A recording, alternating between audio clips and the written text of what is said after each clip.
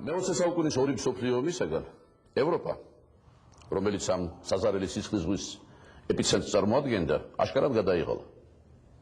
სილზდე მოიკრიბა და დაიწყო ცალკეული სახელმწიფოების აგრესიული სურვილების მოთოკვა ეკონომიკური ინტეგრაციით და სხვადასხვა ნორმებსა და წესებზე დაფუძნებული საერთაშორისო ორგანიზაციების შექმნით. აი ესე წარმოიშვა დასავლეთი ევროპის კავშირი, ევროგაერთიანება, რომელიც მერე ევროკავშირად იქცა, ევროსაბჭო, ევროპის თავისუფალი ვაჭრობის ზონა და მრავალი სხვა. ახლა საშიშროება მხოლოდ საბჭოთა კავშირიდან მომდინარეობდა. მას უპირისპირდებოდა ნატო, ევროატლანტიკური ალიანსი. ანუ ევროპის სიმშვიდეს ახლა უკვე ამერიკა უზრუნველყოფდა.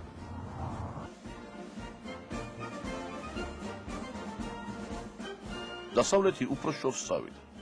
მან მიზნად დაისახა ეგრეთ წოდებული სოციალისტური ბანაკის ეტაპობრივი პოლიტიკური ასიმილირება. ასე შეიქმნა 1975 წელს ჰელსინკში ორგანიზაცია, რომელსაც დღეს ქართულად ეუთოს ვუწოდებთ.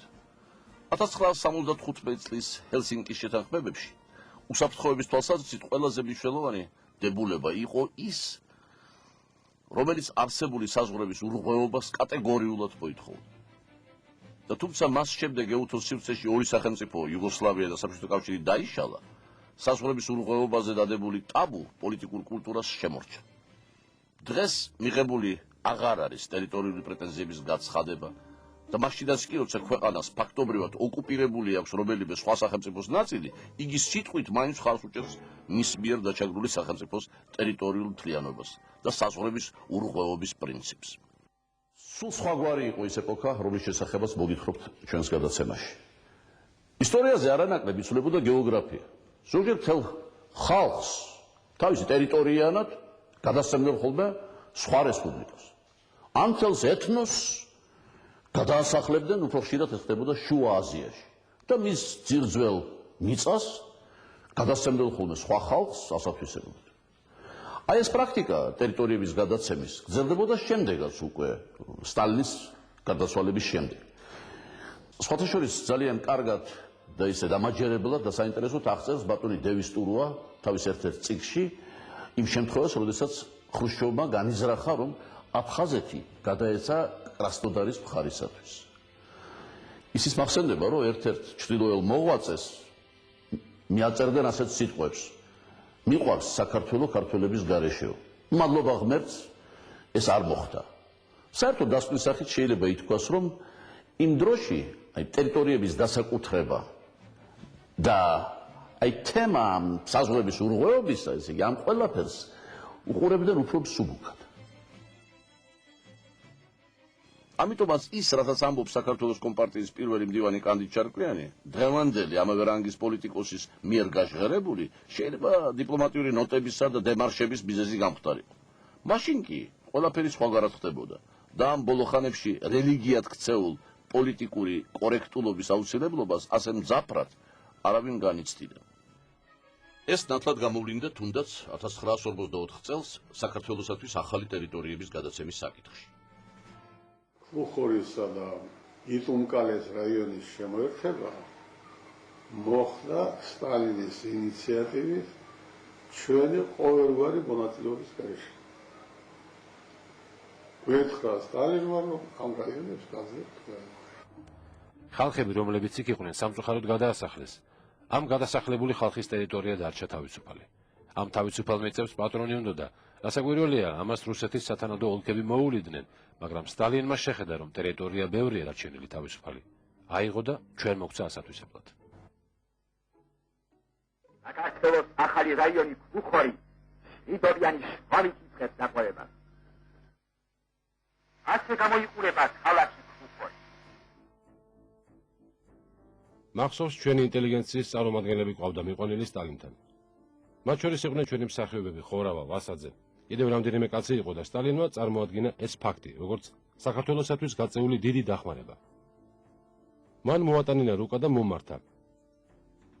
ამხანაგო ჩარკვიანო. აბა ნახეთ, რა ტერიტორია გადმოგეცით.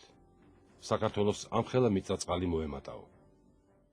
საკავშირო მთავრობაში რეაქცია შეიძლება იყო, მაგრამ მე არაფერი მისმენია მაგის შესახებ. ვიცი მხოლოდ ერთი, რომ სტავროპოლის მხარე მდივანმა სამწუხაროდ გვარი დამავიწყდა. დამირეკა კარგად ვიცნობდი იმას. დამირეკა და მითხრა, რომ თქვენო კურორტები ბევრი გაქვთო, ტყეები, ტყიანი ადგილები ბევრი გაქვთო. ჩვენ კი ამ მხრივ ძალიან გვიჭირსო და ხომ არ შეიძლება დავიბრუნოთ უკანო. ეს მას შემდეგ, რაც ეს ტერიტორიები უკვე ჩვენ საზღვრებში იყო და ჩვენ ვითვისებდით მას. მართლაც გლუხორის რაიონი ეს არის შესანიშნავი ტურისტული მარშრუტებისა და ყოველმხრივ შემკული რაიონი. დონბაის მინდორი, დამბაისკაია პოლიანა, ეს იქ არის. საუცხოო მდინარეები, წყაროები, ერთი სიტყვით ძალიან ლამაზი და საუცხოო ადგილებია და ეს ადგილები უნდათ უკანვე დაებრუნებინათ, რადგან ამის მსგავსი რასაკვირველია მათ არაფერი ჰქონდათ.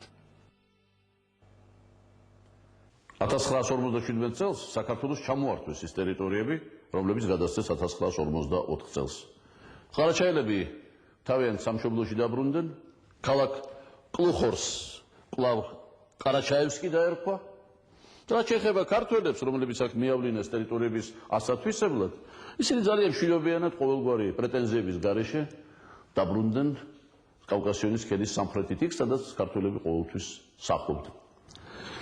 მაგრამ სამწუხაროდ ეს გეოგრაფიული ექსპერიმენტები ყოველთვის ასე მშვიდობიანად როდით თავდებოდა. აი თუნდაც გავიხსენოთ ნატტერეჩტი რაიონი, სადაც დაბრუნდნენ იმ გუშები გადასახლებული და აქ მოხდა რაღაც შეტაკებები და დაიღუპა ადამიანები. მეტიც შეიძლება ითქვას, რომ დღესაც კი რაღაცა ესეთი დაბალი ინტენსივობის კონფლიქტი აქ მაინც მიმდინარეობს. მე დარწმუნებული ვიყავი, რომ თავარი ქედის გადაღმა ჩვენ არაფერს დაგვიტოვებდნენ. მაშინ რა იმის თქმა შეეშინდებოდათ, მაგრამ სტალინი სულ ცოცხალი ხომ არ იქნებოდა. სინამდვილეში ჩვენთვის უფრო საინტერესო იყო გაგრის ტერიტორიის გაგრძელება ჩრდილოეთისაკენ, სოჭისა და ადლერისაკენ. ადლერამდე შეიძლება არ ყოფილიყო, მაგრამ არის განსაზღვრული ტერიტორია, რომელზეც ქართული სოფლები იყო. ამის შესახებ მე დაუფარავად უთხრი მოლოტოვს. იგი საზღვარგარეთ მიდიოდა და მე გავაცელი აეროპორტში. მაღნაში ერთად ვისხედით და მე ასე ვუთხარი, თუ ამ ტერიტორიებს გადმოგცემთ, ჩვენი გავაშერებთ ციტრუსებს, ჩაის და ქვეყნის ყველაზე მშვენიერ ადგილად ვაქცევთ. მოლოტოვმა ძალიან მოკლედ მიპასუხა. Думаю, что русские тоже могут это сделать. აქედან სათანადო დასკვნა გამოვიტანე.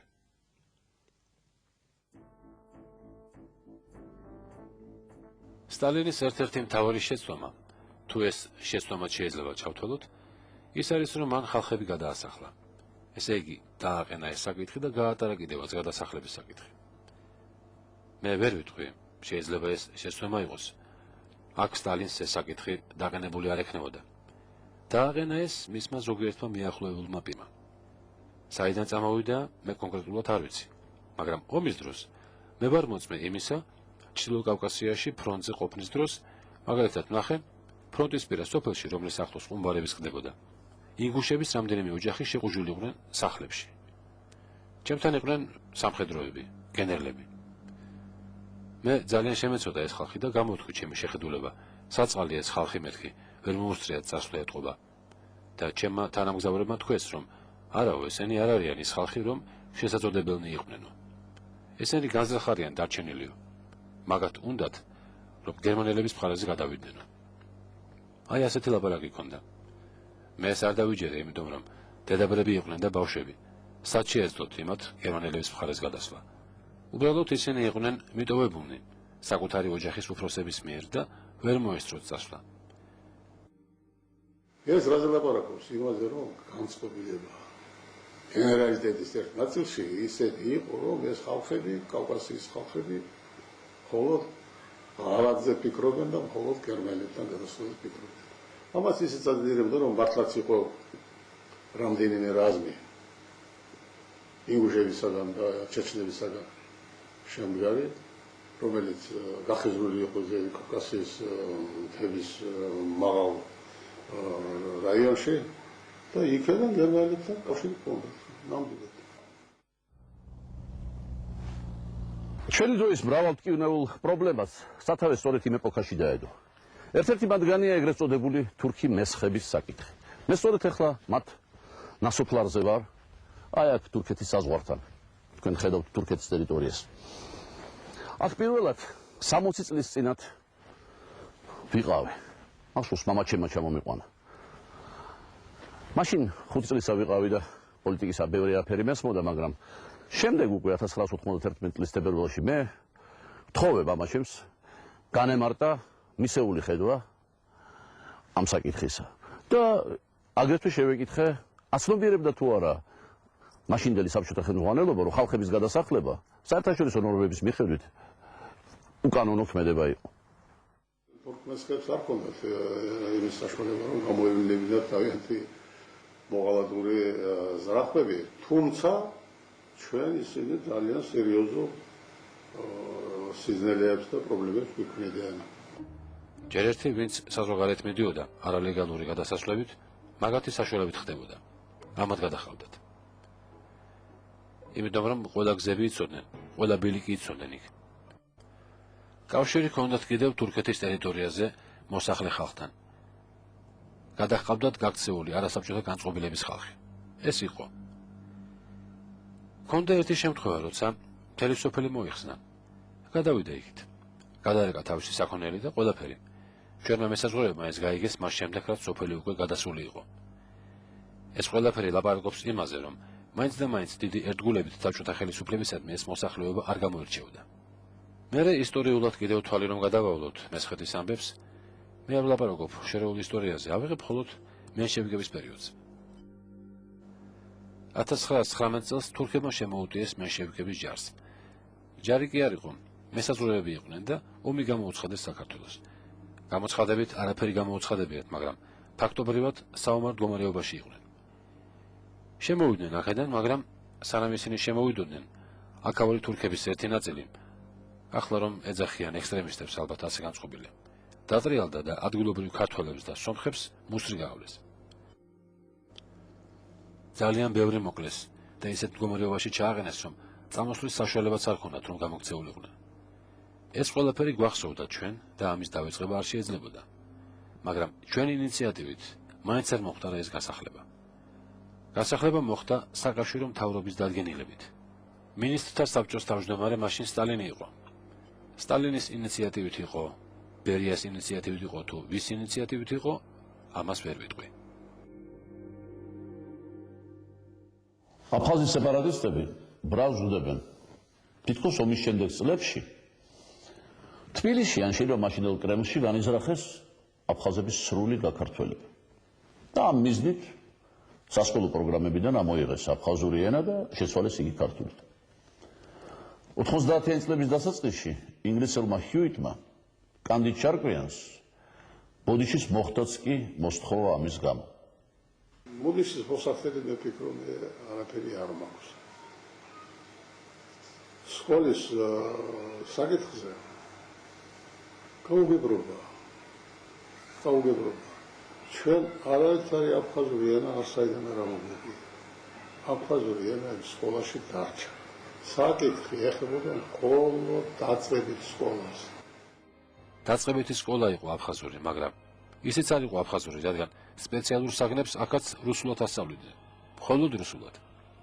რადგანაც არც ტერმინოლოგია იყო, არც სახელმძღვანელოები იყო, არც მასწავლებლები ჰყავდათ. ამიტომ ფაქტობრივად ეს იყო იგივე რუსული სკოლა. ჩვენი ღონისძიება, რომელიც თვითონ აფხაზეთის ინტელიგენციის ერთმა ნაწილმა წარმოადგინა, მართალია შეიძლება მათ მგელაძე მოელაპარაკა, შეიძლება კი არა, ეს ასე იყო. მაგრამ ინტელიგენციის იმ წარმომადგენლებმა, რომლებიც ამ საკითხზე მუშაობდნენ, ეს დოკუმენტაცია არის, არქივებში შეიძლება მისი მოძებნა. სათანადო მოხსენებითი ბარათი წარადგინეს აფხაზეთის საოლქო კომიტეტში და ითხოვეს, რომ ცენტრალურ კომიტეტს ნება მიეცა მათთვის სკოლებში, იქ სადაც რუსულად ასწავლიდნენ სპეციალურ საგნებს, ეს სასწავლო ენა შეეცვალათ ქართულით. ახლა გადაატრიალეს ყველაფერი და ისე გამოღავთ, რომ თითქოს ჩვენ აფხაზური საშუალო სკოლაც კი გავაუქმეთ, რომელიც არ არსებობდა. რას გავაუქმებდით, რაც არ არსებობდა. არ იყო საშუალო სკოლა. Яхаги вахайт, ачарт бағлайт, скишук салы еларку, апсуа, акыртвай вешери рейзақарей, нагзарак зайт хара, қалшара пазик зыбзору коммунист партия вагон.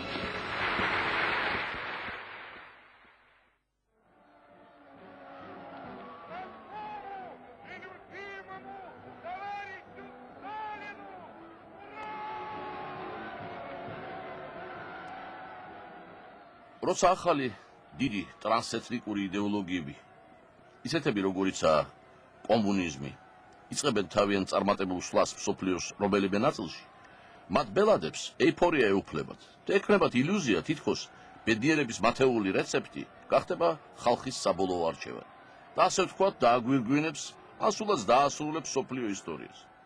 მათთვის, მათ შორის ვინც განსაკუთრებული ენთუზიაზმით გამოირჩევა, ამ ფონზე ტრადიციული ცნებები, სუვერენიტეტის, ეროვნულობის, საზღვრებისა და ასე შემდეგ აზრს კარგავენ. ამიტომაც მათ მიერ ზოგჯერ ზერერეთ მიღებული გადაწყვეტილებები თავს შემდეგ იჩენენ, როცა რევოლუციური მუხტი კლებას იწყებს და ცხოვრება ნელ-ნელა უბრუნდება ტრადიციულ ღირებულებებსა და ჩვეულ სვლას, რომელიც მართალია არ შეიცავს რაიმე მაგიურ ფორმულას, მაგრამ თავისუფალია ილუზიებისა და მათი თამდევი იმედგაცრუებისაგან. მას შემდეგ, რაც ქართველებმა და აზერბაიჯანელებმა დამოუკიდებლობა მოიპოვეს, მათ შორის ჩამოყალიბდა ჭეშმარიტად ძმური ურთიერთობები. ამ ძმობას ზურგს უმაგრებს საერთო გეოპოლიტიკური და ეკონომიკური ინტერესები. ამ ორ ხალხსა და ქვეყნებს შორის დღეს არავითარი ხინჯი არ არსებობს და მათ კეთილმეზობლობას არაფერი ემუქრება. მაგრამ მე-20 საუკუნის 40-იან წლებში ტერიტორიული ცვლილებების შესახებ პოლიტიკის მაღალ ეშელონებში, როგორც ჩვენ ახლა დავწუნდებით, საუბრები წარმოებდა. მე რამდენიმე დრო ვეაპარაკე სტალინის საინგილოს შესახებ. მაგრამ სტალინმა ეს ამბავი არ გაიზიარა. იმიტომ კი არა, რომ საერთოდ საინგილოს საქართველოს სამეფოსულება საერთოდ მიაჩნდა. იმიტომ რომ საზღვრები უკვე დადგენილია, ამ საზღვრების დარღვევა არ შეიძლება. მე ერთხელ ისიც კი მითხრა, რომ კაცო ორჯონიკიძემ გადაწყვიტა ეს საკითხი თავის დროზე და ახლა მე რომ წავალთ აზერბაიჯანელებს ეს ტერიტორია ზაქათალის რაიონი ციანა ზაქათალის მხარე როგორ ამბობია ერთხელ კი ასე დაბოლოვდა ჩვენი საუბარი, რომ შეიძლება ეგ საკითხი განვიხილოთ მხოლოდ მაშინ, თუ სამხრეთ აზერბაიჯანში, ესე იგი ირანის აზერბაიჯანში, გაიმარჯვებს, აღარ მახსოვს ახლა იმისი გვარი, მეთაურობდა რევოლუციურ მოძრაობას, ერთ-ერთი მე მგონი კომუნისტი იყო იქავური მოღვაწე და საკითხი სერიოზულად იდგა. ისე რომ შეიძლებოდა ირანს დაიკარგა ეს სამხრეთი აზერბაიჯანი, თავრიზის რეგიონი მთლიანად. სამწუხაროდ ეს ასე არ მოხდა. იქ მთავრობამ გაიმარჯვა და საკითხი სამხრეთი აზერბაიჯანის შესახებ მოიხსნა.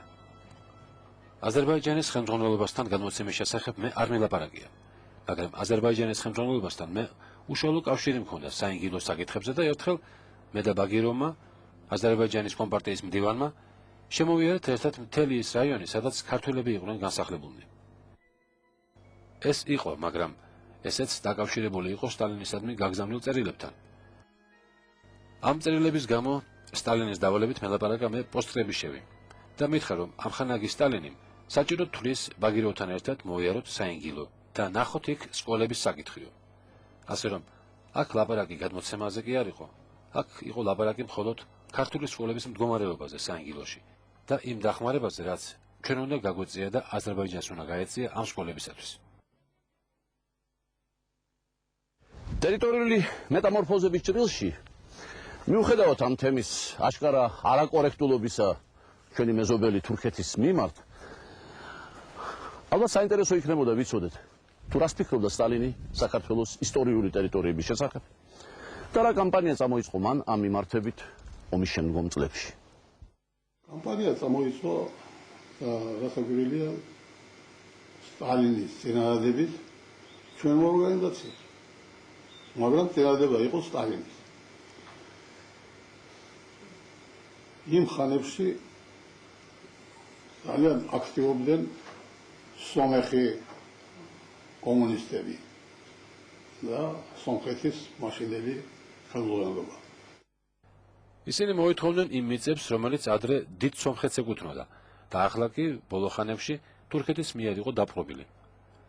იწერებოდა წერილები, სტატიები იმის შესახებ, რომ ეს ყველაფერი სომხეთს უნდა დაბრუნებოდა. სინამდვილეში რასაკვირველია, სომხეთს არაფერი არ დაუბრუნდა, მაგრამ ასეთი ცდა იყო. ეს ჩვენთვისაც მაგალითი იყო. ჩვენც ჰქონდა მიწები და გვაქვს ახლაც, რომლებიც თურქეთს უკავია ჩვენი მიწები, შეიძლება იმდენი არა, რამდენიც სომხური მიწები, მაგრამ ჩვენი მიწები უკავია თურქეთს. ნუ სტალინმა ეს რასაკვირველია ძალიან კარგად იცოდა.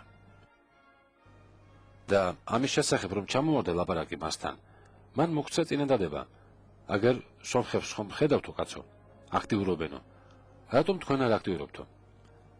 წამოიწყეთ მერე ეს კამპანიაო. სტალინს იმდენი იმედი კი არ ჰქონდა იმისა, რომ თურქეთის მიწებს მივიღებდით, მაგრამ უნდა რაღაც შეექმნა საბუთი იმისათვის, რომ თუ შესაძლებლობა ექნებოდა, ეს მიწები მოგვეთხოვა. ასე რომ, ტყუილად მაინც არ იყო წამოწყებული ეს საქმე. ჩვენ გამოვედით წერილით, რომელიც ჯანაშიასა და ბერდენიშვილს დავაწერინეთ და შემდეგ ცენტრალურ კომიტეტში საბუთლიანი რედაქცია გავუწიეთ და გამოაქვეყნეთ. შედაშორის მე წინადადება მქონდა, რომ ეს წერილი გამოქვეყნებულიყო მოსკოვის გაზეთებში. მაგრამ სტალინმა მითხრა, რომ ჯერ თქვენს გაზეთებში გამოაქვეყნეთო და მე ვნახოთ, მოსკოვში გადავბეჭდავთ ალბათო. ასედაც მოხდა. წერილი გამოქვეყნდა. ძალიან დასაბუთებული და საინტერესო წერილი იყო. და შემდეგ კამპანია რესპუბლიკაშიაც დაიწყო. ბევრი მეცნიერი გამოეხმაურა ამ ამბავს. ბევრი ლიტერატურული ორგანო, პოლიტიკური გაზეთები ისინიც გამოეხმაურნენ. მაგრამ დამთავრდა იმით, რომ ჩვენ არაფერი არ მიგვიღია. უნდა ვთქვა, რომ რეაქცია თურქეთის მხრივ იყო ძალიან მწვავე ამ საკითხზე. მე მახსოვს ერთი წერილიც თურქულ რომელიღაც გაზეთში, სადაც პარალელი იყო გავლებული ამერიკასთან. ჩრდილოეთ ამერიკასთან, ჩვენს მოთხოვნებთან დაკავშირებით. თურქული გაზეთი წერდა, რომ ჩრდილოეთი ამერიკა წინათო ინდიელებს ეჭირათო, მაგრამ ახლა რა იქნებოდა, ინდიელებმა მოითხოვონ ეს ტერიტორია მთლიანადო. ის რომ კომუნისტური ხელმძღვანელობა სრულიად დარწმუნებული იყო იმაში, რომ მის მიერ შექმნილი სახელმწიფო და პოლიტიკური სისტემა მარადიულია და ხალხების საბოლოო არჩევანს წარმოადგენს, დაუჯერებელ ტოპონიმიკურ ტრანსფორმაციებშიც გამჟღავნდა. საოცარი იყო ის, რომ პეტრეს მიერ შექმნილ ქალაქს ლენინის სახელი უწოდეს. მამაჩენთან საუბრებში გავარკვიე, რომ მსგავსი რამ თბილისსაც ემუქრებოდა. გადახრევა ხდებოდა მეტწილად რასაკვირველია პარტიული ორგანიზაციების კარნახით. დაიწყებოდა ადგილზე, მაგრამ არ შეიძლება ითქვას, რომ ყოველთვის ადგილობრივი ინიციატივა იყო ეს. ინიციატივა მოდიოდა ხშირად პარტიული ორგანოებიდან და ამას ეძლეოდა ისეთი ხასიათი, რომ თითქოს ეს ყველაფერი დაიწყო მოსახლეობიდან. ერთი რაც მე მახსოვს, ეს არის ის, რომ ჩემი მუშაობის დროს დაისვა საკითხი ცენტრალურ კომიტეტში რამდენიმე ამხანაგის მიერ იმის შესახებ, რომ ფუთისათვის დაგვერქმია ბერიას სახელი. მე ეს არ მეჩვენა მიზანშეწონილად. იმიტომ რომ ფოთი ცნობილი ნავსადგურია და იქ სახელის შეცვლა არ იქნებოდა მიზანშეწონილი. ეს ერთი და მეორე მნიშვნელოვანი ქალაქია, რატომ უნდა დაგვერქმია ცალკე პიროვნების სახელი. მე საერთოდ ამის წინააღმდეგი ვიყავი, მაგრამ ამ შემთხვევაში მოვიშველია ის, რომ ბერია არ დათანხმდება ამ წინადადებას და ამიტომ ეს საჭირო არ არის მეთქი და არ დაგვიყენებია ეს საკითხი და არც ადგილზე გაგვიტანია. მე მგონია ბერია დათანხმდებოდა. ეს ერთი შემთხვევა. მეორე უფრო მნიშვნელოვანი შემთხვევა ყოფილა და ეს მე ვიცი მხოლოდ ბერიას ნათქვამიდან. ყოფილა ასეთი წინადადება და გასაკვირველია ეს მოდიოდა ბერიასაგან, რადგან არ დაუფიცავს. თქვა, რომ მე ვილაპარაკე ამხანაგ სტალინს ამ საკითხზეო. თბილისისათვის დაერქმიათ სტალინის სახელი. ნუ ეს წინადადება ცხადია, ყოველად მიუღებელი უნდა ყოფილიყო, მაგრამ მაშინდელ დროში შეიძლებოდა გასულიყო კიდევაც, რომ სტალინს არ გამოიჩინა თავდაჭერილობა, რაც მას საერთოდ ახასიათებდა. საქართველოში არა მარტო თბილისის გადარქმევა, არამედ ფაქტობრივად უკვე გადარქმეული სახელებიც სტალინის მითითების შემდეგ უკვე მოხსნეს და დაუბრუნეს გეოგრაფიულ პუნქტებს თავისი სახელები. ასე იყო მაგალითად ხაშურში. ხაშური ეს რკინიგზის სადგური არის ჩვენს პირობებში მნიშვნელოვანი.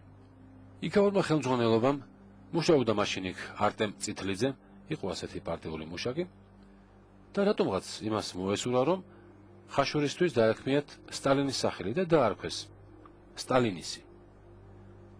ეს სახელი ყველგან გაატარეს, არა მარტო ადგილობრივმა ორგანიზაციამ გამოიტანა დადგენილება ამის შესახებ და საბჭომ, არამედ რესპუბლიკამაც მიიღო და 1-2 წლის განმავლობაში ხაშური იყო სტალინისი. ეს არის 28-29 წლები. მაგრამ შემდეგ გაიგო სტალინმა, რომ ხაშურისთვის სტალინისი დაურქმევიათ. ძალიან იწყინა და წინადადება მისცა ბერიას, გადაერქმიათ და დაეტოვებინათ ძველი სახელი. მეტამორფოზებს, რომელთა შესახებაც ამ ფილმში გიამბობდით, უკვალოდ არ ჩაუვლიათ. მათი ულმობელი ხელი მრავალი ადამიანის ბედიღბალს შეეხო, გაანადგურა, ან სრულიად შეცვალა იგი.